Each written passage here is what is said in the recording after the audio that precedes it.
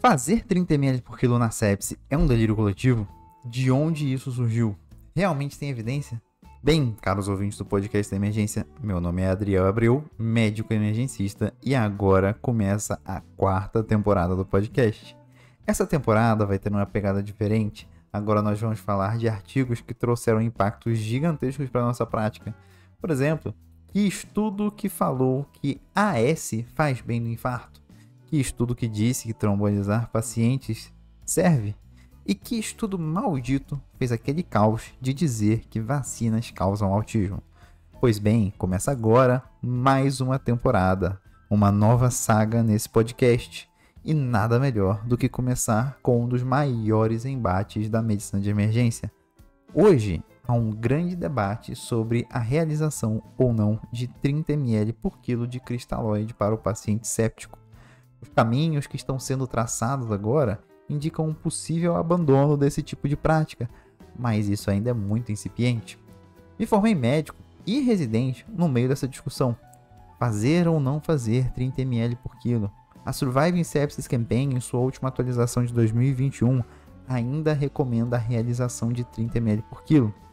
Porém, o ILAS, o Instituto Latino-Americano de Sepse, em 2023, recomenda alíquotas de 250 a 500 ml e avaliar a fluidotolerância e a fluidoresponsividade.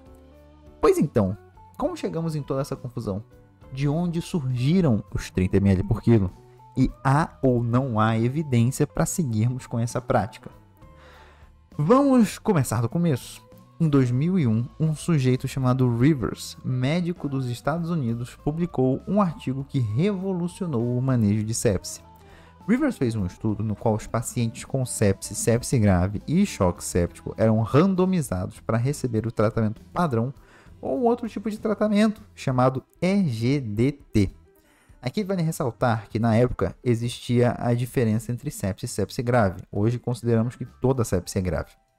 O EGDT, em inglês End Goal Directed Therapy, ou em bom português, terapia direcionada por alvos, algo assim, era uma forma de tratamento agressivo no que tange à ressuscitação volêmica do paciente.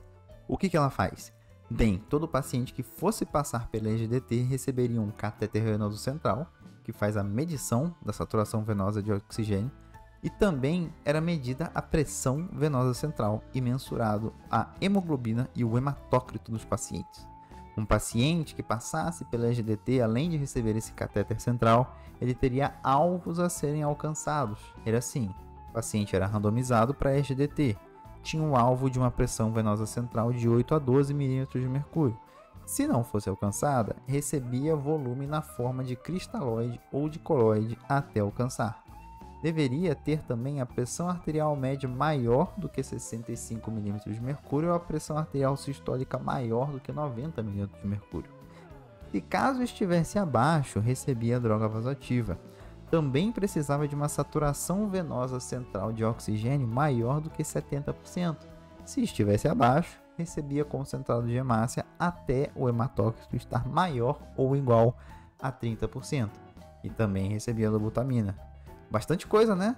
Mas se feito tudo isso e ainda assim algo estivesse fora do alvo, o protocolo inteiro era refeito. Recebia mais volume, mais droga vasoativa, mais dobutamina e mais transfusão. Tudo isso dentro de 6 horas, para depois internar o paciente na UTI.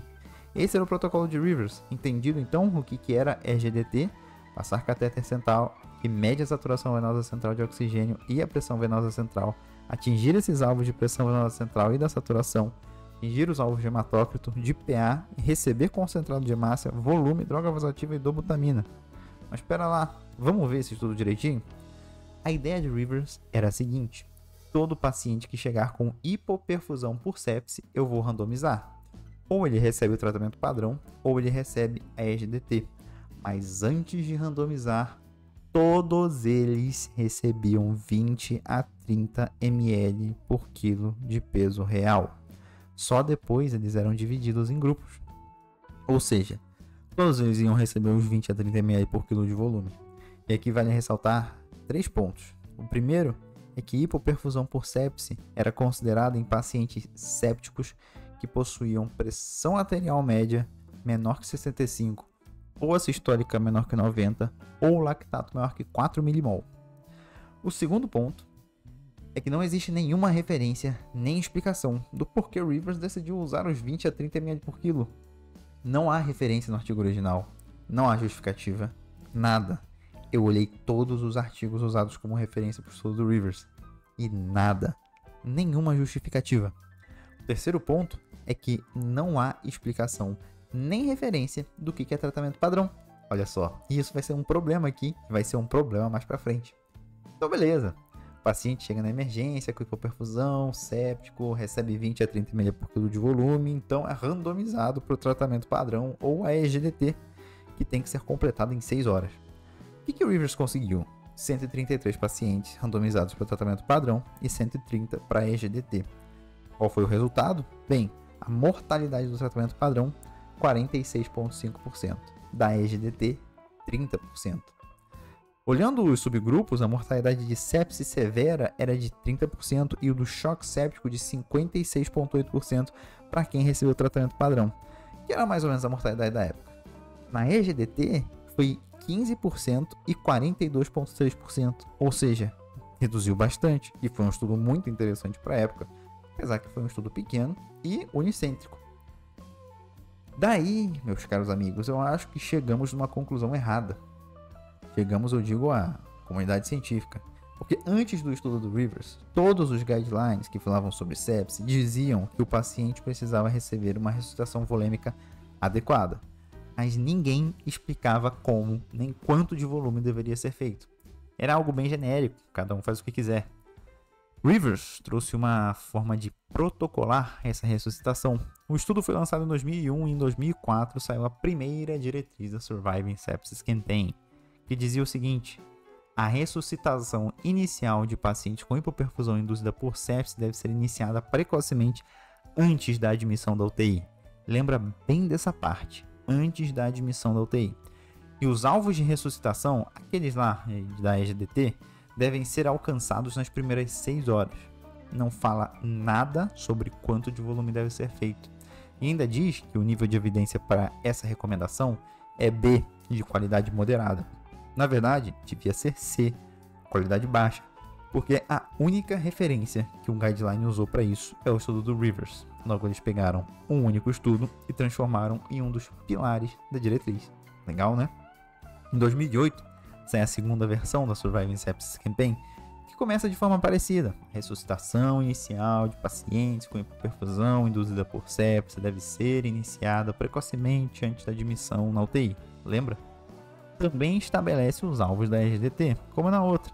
E o estudo que serve como referência segue sendo do Rivers, 7 anos depois. Nada novo sob o sol. Porém, essa diretriz de 2008 traz algo novo. Diz que a ressuscitação volêmica deve ser realizada com bolos de 1000 ml de cristalóide em 30 minutos e que talvez maiores quantidades de volume seriam necessárias. O grau de qualidade dessa recomendação é 1D, ou seja, fortemente recomendada, porém os estudos são ruins, a qualidade da recomendação é muito baixa. Quando a Surviving Sepsis Campaign foi lançada, foi criado este protocolo de ressuscitação para ser seguido nas primeiras 6 horas. Em 2010 e 2012 saíram os estudos da Surviving Sepsis Campaign sobre os impactos que as diretrizes tiveram no manejo de sepse. Bizarro é que no estudo de 2010, dentro do manejo de hipoperfusão séptica, o recomendado é realizar 20 ml por quilo de cristalóide. Não é 30, não é bolos de 1000 ml. De repente, tudo mudou. Antes ela falava 1000 ml e agora é 20 ml por quilo, sem referência. No estudo de 2012, ele detalha como foi a adesão aos protocolos, ou seja, quantos % dos pacientes receberam todas as terapias, antibiótico, droga vasativa e volume, dentro das primeiras horas. E pasmem, a adesão não era de 100%, era baixa, ela flutuava perto dos 50% a 60%, em alguns casos ela chegava a 90%, mas eles não discriminaram quantos % de adesão ao volume que ocorreu, nem quanto de volume foi feito para os pacientes. Então essa questão do volume ficou meio bagunçada. Em 2012, também sai mais uma versão da Surviving Sepsis Campaign. Agora a recomendação é que os pacientes com hipoperfusão séptica recebessem pelo menos 30 ml por quilo de cristalóide, com nível de evidência 1C, ou seja, é de baixa qualidade e segue-se realizando os alvos da EGDT. Não existe nesse guideline referência para os 30 ml por quilo. E agora eu vou ler para vocês o que eles usaram de justificativa para recomendar esse volume. Abre aspas. Esta diretriz não fornece nenhum racional para a escolha dos 30 ml por quilo de bolos inicial de cristalóide. Fecha aspas.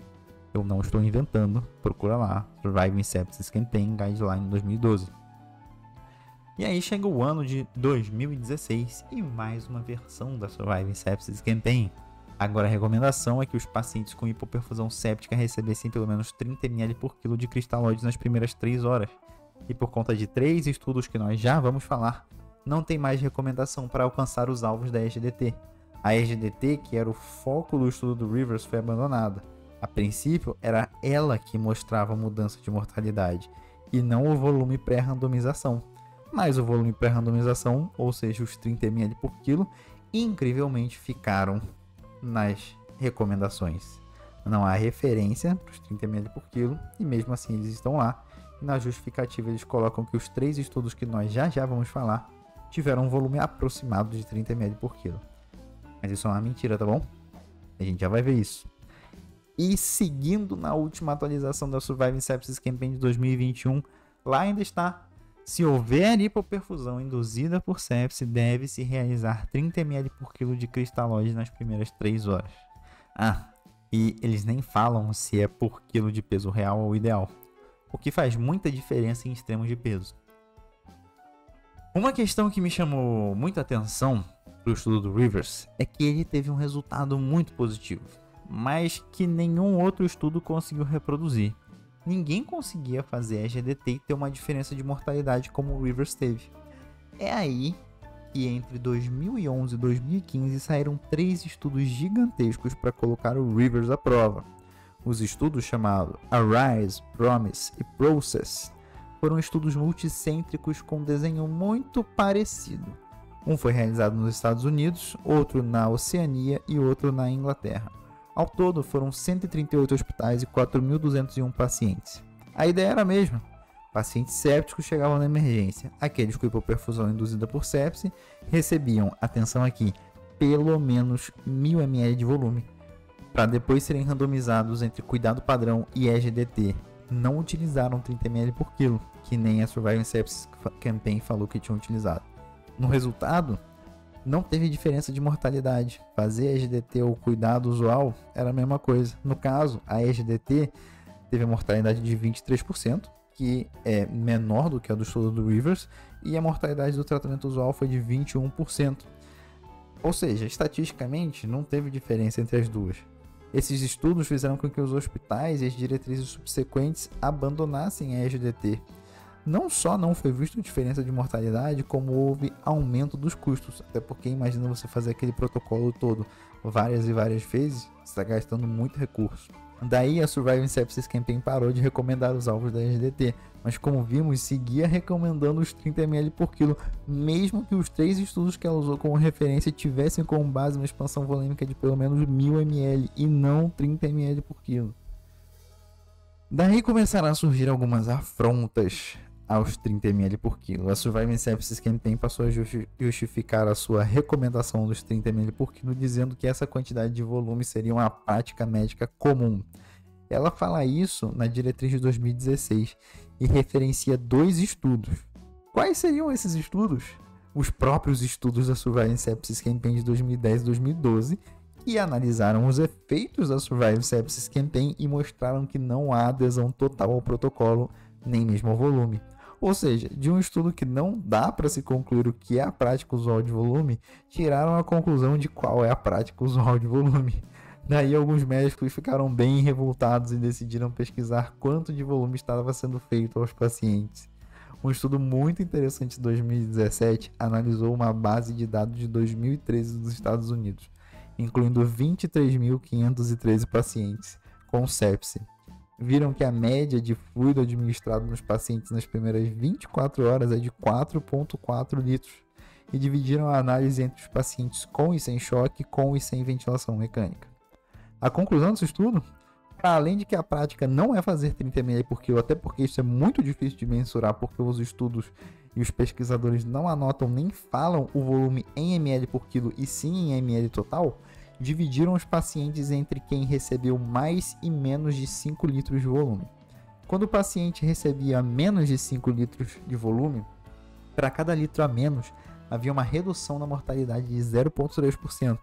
Para os pacientes que recebiam mais de 5 litros, para cada litro a mais aumentava a mortalidade em 2,3%.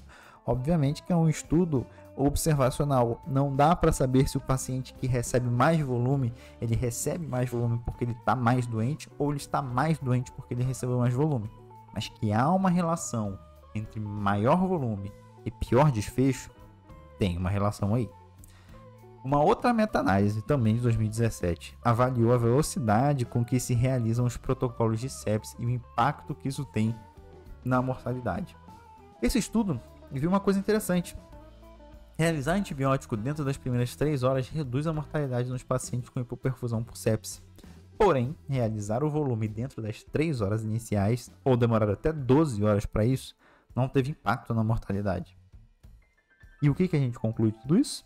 Bem, vamos fechar aqui. Deixa eu dar o meu veredito. De toda essa conversa, eu quero trazer alguns pontos. O estudo do Rivers foi revolucionário. Mas ele não foi revolucionário pelos 30 ml por quilo, nem mesmo pela EGDT. Lembra aquela frase que eu disse para você guardar? Nas primeiras diretrizes da Surviving Sepsis Campaign, eles falavam: a ressuscitação deve ser iniciada precocemente, antes da admissão da UTI, nas primeiras 6 horas, antes da admissão da UTI. O Rivers adicionou uma dor que pouca gente comenta. Todos os estudos sobre sepsis antes do Rivers avaliavam o paciente na UTI. As intervenções eram realizadas na UTI. O que acontecia com o paciente na emergência? Ninguém sabe. Não tem estudo sobre isso. Rivers trouxe o cuidado do paciente crítico para dentro do pronto-socorro e protocolou a forma como isso deveria ser feito. Não há uma referência no estudo do Rivers que seja proveniente da emergência. Todas vêm da UTI.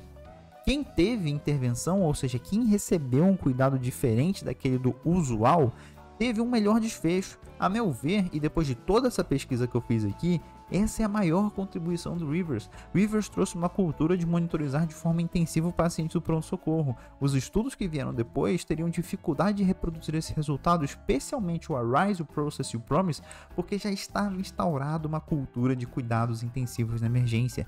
E eu digo mais, sempre vai ficar a dúvida do que é o cuidado usual realizado pelo Rivers e pelos outros 3 estudos. E o cuidado usual do Rivers em 2001 com certeza era muito diferente daqueles feitos pelo ARISE, o PROCESS e o PROMISE mais de 10 anos depois. E com certeza é muito diferente do que a gente faz hoje. A menor mortalidade encontrada nesses estudos, mais de 15% menor do que a do Rivers, não foram em conta de volume ou da SDT, e sim do cuidado intensivo, específico e direcionado na emergência, que parecia estar ausente antes do Rivers. Dito isso, o estudo do Rivers tem um conflito de interesse que me chamou a atenção. Ele é patrocinado pela Edward Life Sciences, que é quem fabrica os catéteres venosos centrais para mensuração de pressão venosa central e saturação venosa central de oxigênio. Eu acho que isso pode ser uma informação importante de se ter em mente, pois toda EGDT necessita de um catéter venoso central para avaliação da pressão venosa central e da saturação venosa central. E um estudo que traz com tanto peso a EGDT como algo positivo, com certeza vai fazer com que se usem mais esses tipos de catéteres. E o Rivers, na sua conclusão, e isso é o que mais me impressiona, ele não foca no volume pré-randomização. Você pode pegar o estudo e ler ele inteiro. O único momento em que o Rivers menciona os 30 ml por quilo é quando ele explica como é feita a randomização. Nem na análise dos resultados, nem na conclusão, nem na discussão ele aborda esse assunto. O foco é sempre sobre a EGDT. As intervenções são feitas após a randomização. Eu desconheço uma prática médica que seja feita baseada na intervenção pré-randomização. Quando a gente faz um estudo assim, a gente está querendo ver se o que a gente faz depois da randomização faz sentido. E aí a Surviving Sepsis Campaign pega uma coisa pré-randomização e transforma em um guideline. Isso é impressionante e muito confuso. Eu não sei por que a Surviving Sepsis Campaign dá tanto foco por 30 ml por quilo. Não só isso, mas o Arise, o Process e o Promise também não dão a menor bola para os 30 ml por quilo e eles focam na RGDT. Para mim, é realmente incompreensível essa recomendação da Surviving Sepsis Campaign. Volume em grande quantidade pode ser deletério para o paciente. O terceiro espaço não é algo natural. Muitas vezes ele é iatrogênico e sendo assim, a gente devia tomar cuidado no quanto de volume a gente está administrando cegamente para os nossos pacientes. Até porque a Surviving Sepsis Campaign deixou bem claro que os 30 ml por quilo devem ser feitos para pacientes com hipoperfusão induzida por sepse. Ou seja, a PA sistólica menor do que 90 e a PA média menor do que 65 ou um lactato maior que 4 mmol. Nunca foi dito que é para sair por aí fazendo 30 ml por quilo para todo mundo, o que infelizmente é o que acaba acontecendo. Para finalizar, eu acredito que o futuro da medicina e os próximos artigos mais impactantes que sairão sobre sepse trarão uma abordagem com o Point of Care, o POCUS. Porque o POCUS é um dos nossos maiores aliados. Ele é muito poderoso na avaliação hemodinâmica do paciente, ajudando a gente a entender melhor a fluidotolerância e a fluidoresponsividade, e avaliando em tempo real o impacto do volume que a gente está fazendo. Nisso, o ILAS está à frente da Surviving Sepsis Campaign. Eu espero, meu caro ouvinte, que você tenha curtido o episódio. Se você curtiu, dá 5 estrelas pra gente no Spotify, compartilha com seus amigos e principalmente compartilha com aquele seu colega de plantão que sai fazendo volume de maneira indiscriminada para geral. Lembra que no Spotify dá para você comentar o nosso episódio e você também consegue me encontrar no Instagram como @adrielpa94. E se você quer saber um pouco mais do manejo sobre sepse, lembra que aqui no podcast da Emergência o episódio número 2 é exatamente sobre isso, beleza? Eu fico por aqui e te aguardo na próxima. Tchau, tchau.